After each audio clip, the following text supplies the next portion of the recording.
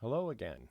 I'm Roy Shipley, and welcome back to Late Bloomer Hustle, the channel that's spiritual, helpful, and made for folks over 50 who are ready to start again. Now, last time in the last video that we made, um, well, before we get into that, we're building more than just another YouTube trend. We're building a community of encouragers, dreamers, and doers. So if anything in today's video helps you, please like, share it with a friend, and subscribe. It really helps the channel grow and helps others like us to reach each other. And hey, if you've got a prayer request, drop it in the comments or email me directly. I'd be honored to pray for you. Now, in episode 1, I told you I was going to give you 3 side hustles to help you get back on your feet after 50. But if you were paying attention, I actually gave you 9. Today, we're going to dive a little deeper into each one, real talk about what they are, how they work, and whether they're right for you. So let's get into it. First of all, let me get my screen going here. And let me shrink me down and put me in the corner. All right, so again, this is 9 side hustles, and this is from episode 1. I told you 3 in episode 1, but it's literally 9 side hustles that I gave you last time. But anyways, you could start any one of these this week. So the first one we're going to get into is rideshare driving, okay? The two big guys on the block, let me move myself a little bit. The two big guys on the block are obviously Uber and Lyft. This is one that I've done and am doing. I've been doing this one for, I guess, a little over 8 years now, part time. And if you have a reliable car and if you've got some free time, this can be a quick way to bring in some cash. Again, I've been doing this one myself for, like I said, just over 8 years now. And here's what I've learned doing it. It works best in bigger towns or bigger cities or on the weekends. But don't forget, you also have costs involved with this, like taxes that, you know, most of these side gigs or side hustles, you're going to have taxes to deal with. So you need to remember to take out your taxes. Otherwise, you're going to get hit with a big tax bill at the end of the year or at tax time. Um, but you also, like with Uber or Lyft, or even if you do DoorDash or Uber Eats or anything, I think even Walmart now has delivery, Amazon has delivery, I think even UPS has delivery that you can sign up for. I'm not positive about those, but I'm pretty sure I've seen them. But anyhow, on all of those, you got to remember you've got gasoline, you've got wear and tear on the car. If you're doing like Lyft or Uber, you're going to be, and if you're in a bigger city, you're going to be racking up miles pretty fast.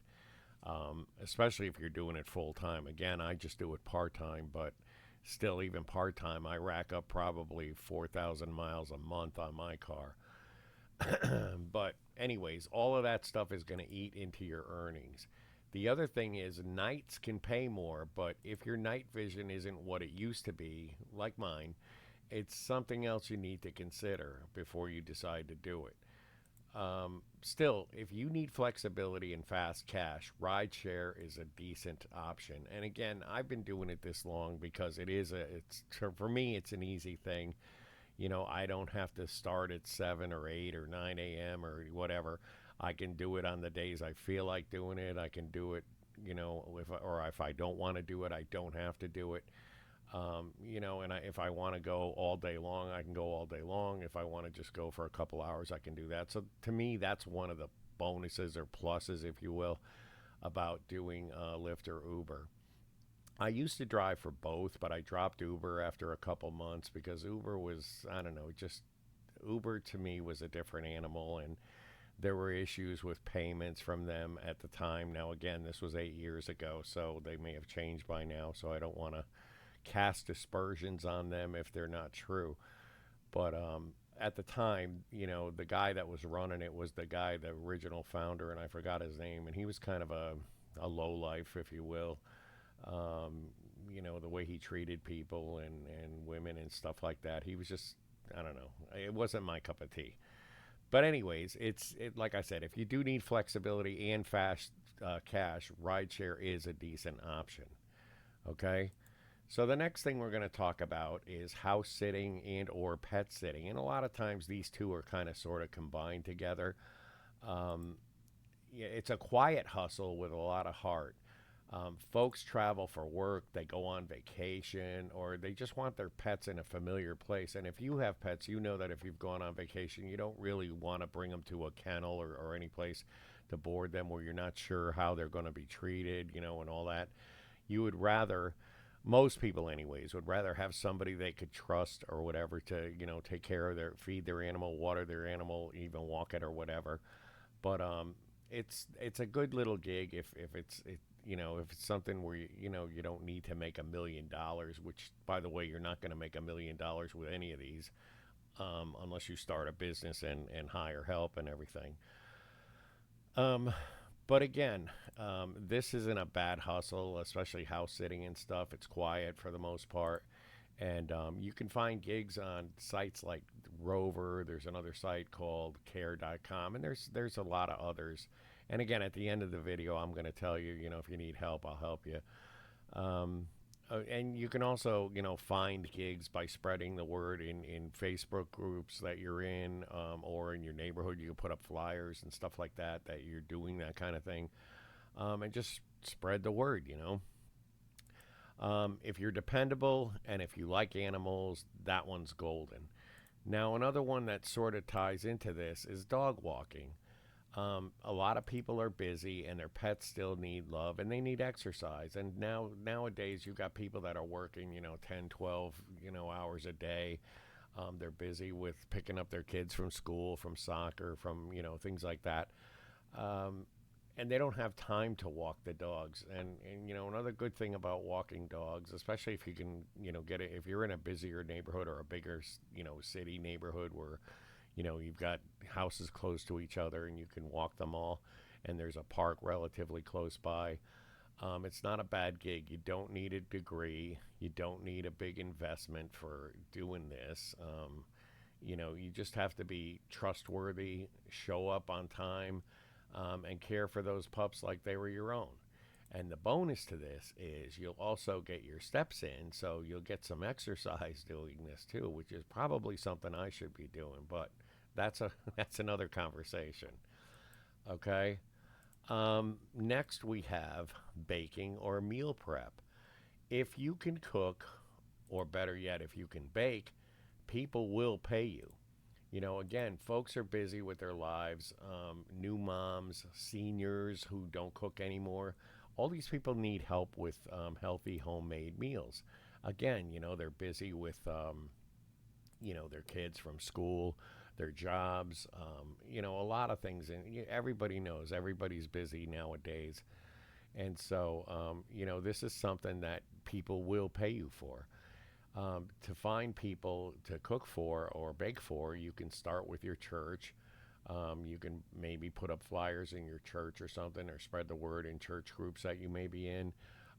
You can tell your coworkers if you are still working. Word of mouth travels fast when your food is good. So just be sure to check your local laws about selling food from your home, because some states require a cottage license, and I'm sure there's some health things in pretty much every town, where they want to make sure that the food you're serving is healthy and clean and sanitary and all that. So that's something to keep in mind if this is something you want to get into. The next one is running errands. You'd be amazed at how many folks just need a helping hand. Grocery runs, post office trips, picking up prescriptions. In another state that I was in prior to the state that I'm in now, there was a guy who I knew who set up a business that would go to motor vehicles and register people's cars for them. In other words, to renew their registration. It was because motor vehicles is one of those things where, at least in that state, you had to stand in line for 4 hours. Then they tell you to go, you're in the wrong line. You need to go to a different line. La-di-da, la-di-dee. We've all been there. But he started a business, and it was a very successful business doing that. So you can offer this as a personal service locally, and I just mean running errands, not necessarily going to motor vehicles, because I know in some states, including the one I'm in now, you have to be there in person to sign your registration and all this other stuff. So some states are a little less demanding or authoritative, however you want to put that. But if you can do something like run, renew people's registrations for them, run to the post office for them, run to the pharmacy, pick up prescriptions for them, that's another good gig. It's an errand business, and there's a lot of those people too, especially in bigger cities, who are running errand businesses, and they're doing quite well financially.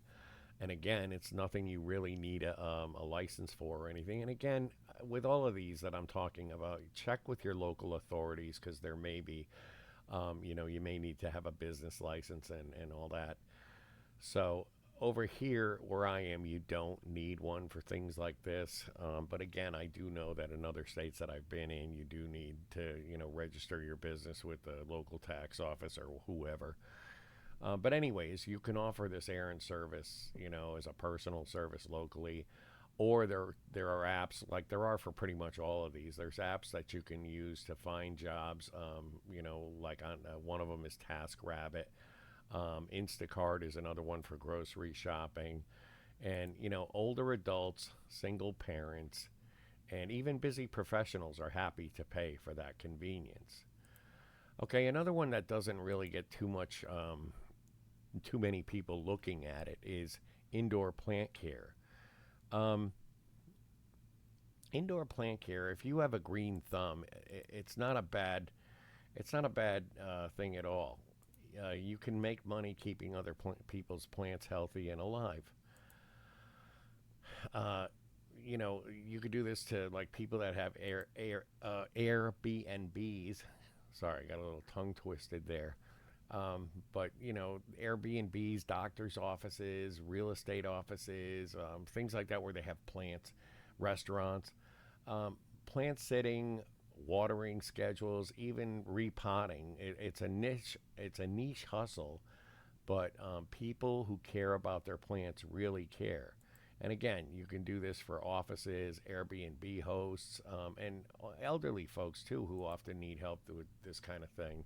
So you can start by offering your services in your neighborhood or online community groups. Again, you can use Facebook if you're in any local groups on Facebook, and tell people that you're doing plant care now. And especially, like I said, if you're good at it.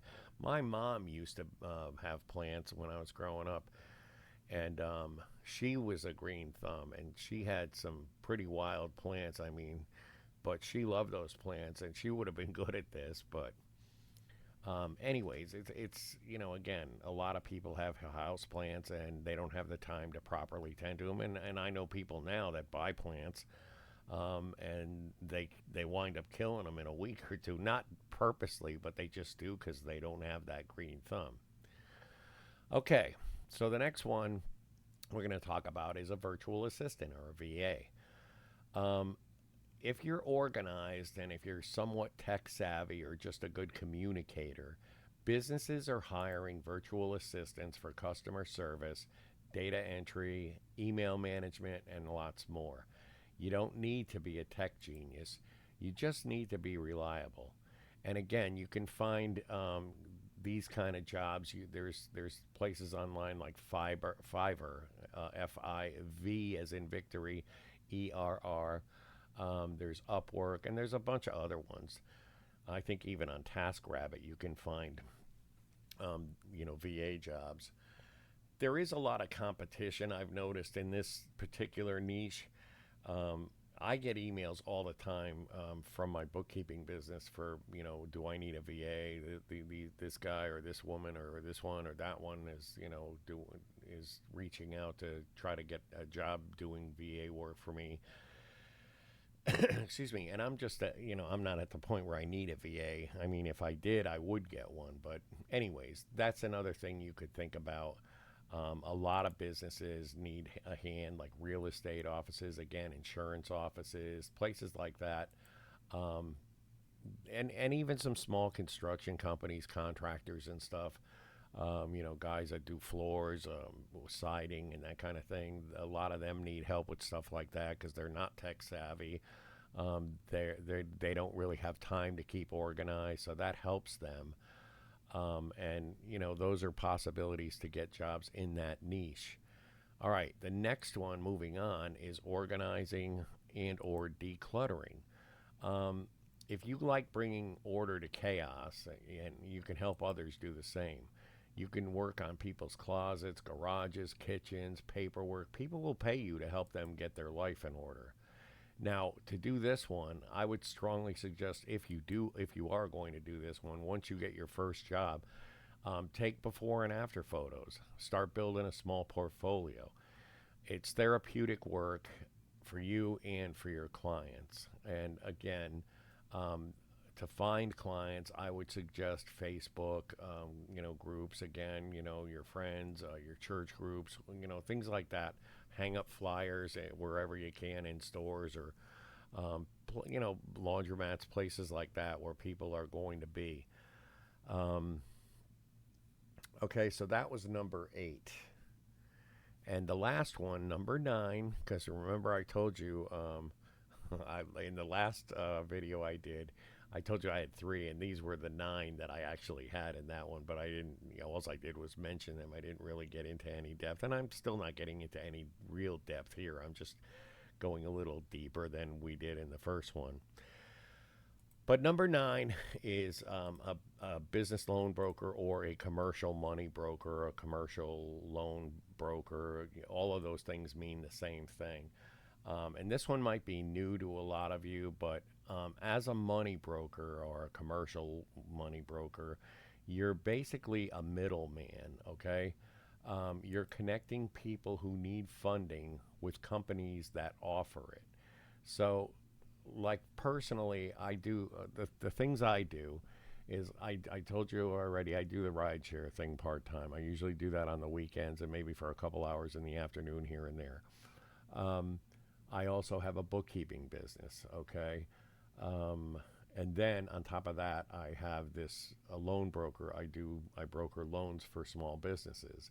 So there are a lot of companies out there, funding companies that you can team up with, and basically they will train you and they pay you a commission. So, for example, usually the commissions are 3%, 2% of whatever the loan amount that goes through is. So, for example, you get a, like, say you have a landscaper or whatever that you get a loan. They need to buy new lawnmowers. Well, lawnmowers are like 5 grand. Those zero turn mowers, they're like somewhere in the neighborhood of 5 grand a piece for a halfway decent commercial mower. Okay, well, say they need 2 or 3 of those, or they need a trailer or something. They're going to need, $10,000, $20,000. You get them hooked up with the company that'll give them the 10, 20,000 to buy the equipment or whatever, and you're going to get a 2 or 3% commission off of that. So that's how that works. You don't need a license to do it. Um, Again, you're basically just a matchmaker for small business loans. And You can also get into real estate funding, which I kind of dabbled in that a little bit. But in my state, you have to be a licensed loan mortgage originator in order to do it. So I can't do it here. I can advertise. For example, I'm in North Carolina, so I can advertise in, say, Illinois. Um, I can, and if I advertise that I can do a real estate loan for a real estate investor. And again, these are not personal loans for a mortgage. These are like for real estate investors who are buying houses to fix them and flip them. They're not going to live in those houses. So I could do it like that, but it's kind of a pain in the neck, and I really don't. Like I said, I have dabbled in it, but with all the regulations, and now I know in North Carolina they're talking about you have to have a real estate license to do anything remotely related to, even if you're going to be a real estate investor and buy houses and flip them or whatever. So I haven't followed it. I know I heard of it just the other day. In fact, I got, a couple emails referencing that, and I did kind of skim through it. But yeah, so that's just something I stay away from, because like I said, there's just a lot of regulations and red tape and all that.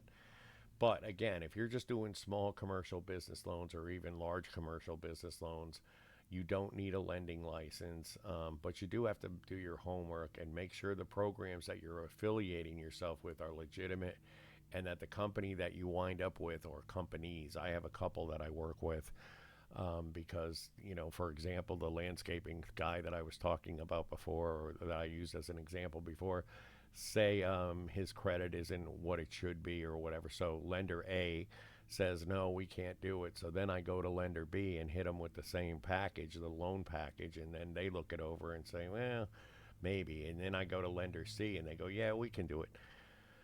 So that's why it's good to have more than one lender, in my opinion, anyways. I mean, you can go with one lender, but to me, the wider net that you cast, the more fish you're going to get. So again, here's the truth: like, not all of these side hustles are going to work for everyone, but I guarantee you that at least one of them could work for you. If you're willing to start, and that's the key. You don't have to have it all figured out, but you do need to take that first step, and God willing, take the next step after that. So, try one, see how it feels. You're not too old, you're not too late. You're just getting started, and that's what this channel was all about. And so before we wrap up, I want to leave you with a little encouragement from Scripture. And it's a verse from Proverbs 16:3, and in the King James version it says, "Commit thy works unto the Lord, and thy thoughts shall be established." Now what that means is, when you bring your ideas, your side hustles, and your goals to God, he will give you clarity. He'll establish your direction, your mindset, and your plans. So don't try to figure it all out on your own. Lay it before the Lord and trust that he'll guide you. Now, in episode 3, we're going to be switching gears a bit. We're going to talk about something a little more personal and a subject that's very important to me: natural remedies, especially for folks dealing with arthritis or COPD. Again, those are two close things to me. As someone living with COPD myself, I've got a few things to share that might help you breathe a little bit easier or feel a little better. And it's all natural. All natural. So if you're looking for relief that doesn't come in a pill bottle, be sure to tune in. Remember, this channel isn't just about hustles or money. It's about healing, purpose, and second chances. If you're over 50 and feeling stuck, just know you're not alone and you're not too late. Now, if anything I shared today helped you, please like this video, share it with someone who might need it, and subscribe so we can keep growing this little family of faith, hope, and hustle. And don't forget, and healing goes in there too, by the way, but don't forget, if you have a prayer request, leave it in the comments or send me an email. I will pray for you. Also, if you want more info on any of the side hustles I mentioned here, like websites to sign up, apps to use, or how to price your services, drop a comment below or email me. I'll help you find what you need to get started. So don't forget, on the next episode, we'll be diving into something close to my heart: natural remedies for arthritis and COPD to start with. If you or someone you love is dealing with pain or having trouble breathing, you won't want to miss this. Until then, stay safe, stay encouraged, stay strong, and keep hustling. God bless.